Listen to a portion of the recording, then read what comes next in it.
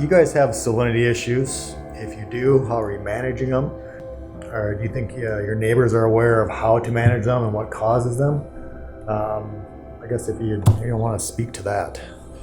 We have a few spots scattered throughout the farm that really haven't changed much over the last several years, but we're not wasting any expenses on them. We should be, and some of this is rented ground, we should contact the landlord and say, hey, we need to do something different, but we're just basically not fertilizing, not planting. If nothing's growing there, why spend that money on it? Don't put any inputs. It's already high in nutrients. I mean, there's no, it could be 500 or 600 pounds of nitrogen per acre out there, easy.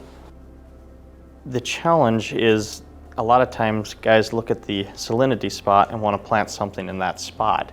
But the salinity is originating up on top the hill. That's where if you can get something, alfalfa or a grass growing in more of the field, a bigger area, we can stop that salinity or that transfer of nutrients before it gets there.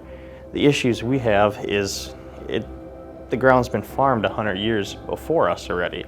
So there's a lot of that has gone into those spots, and removing that's not just a 1 or 2 year process. A lot of these salinity areas, especially when margins are tight, I mean, the yield is so low, and we just keep going over them. We're putting seed on, putting fertility, hopefully not putting very much on for fertility, but you put all this money in, and you got way negative margin pulling down your better producing areas. So I mean, a lot of ours, a lot of fields, there's 10 to 20% of the area that's just, you're in a negative margin all the time. Even if you don't get a lot of return off the perennial grass, at least you're saving all the inputs.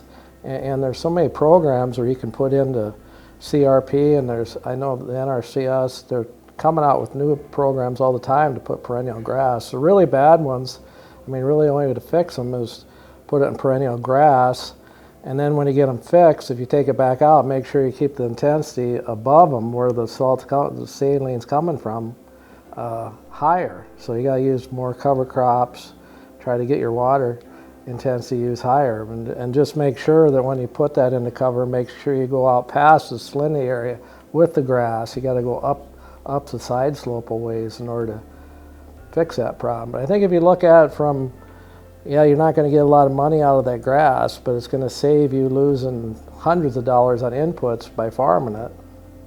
And it makes sense. I mean, you see people, especially these wetter areas, if there's cattails growing there, just stay out of there, because all you're going to do, you go in there, I see people in the dry year, they go in, they disc the cattails out. Well, the next year it rains again.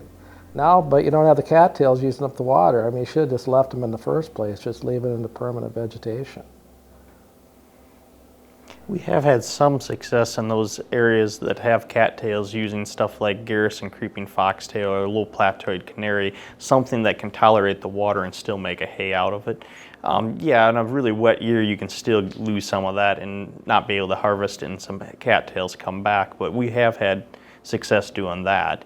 And I'll use Garrison in the low areas in the alfalfa, and then alfalfa in the rest of the field. Garrison or western wheat combinations in the lowest help the soil that's their salinity, but the other part is the alfalfa, using that before it gets there. Like you're saying, we got to intercept that water and salt and, well, actually nutrients. It's not salt, it's PK, potassium, it's all our nutrients, the good stuff that's in those areas. We need to utilize that higher up the profile.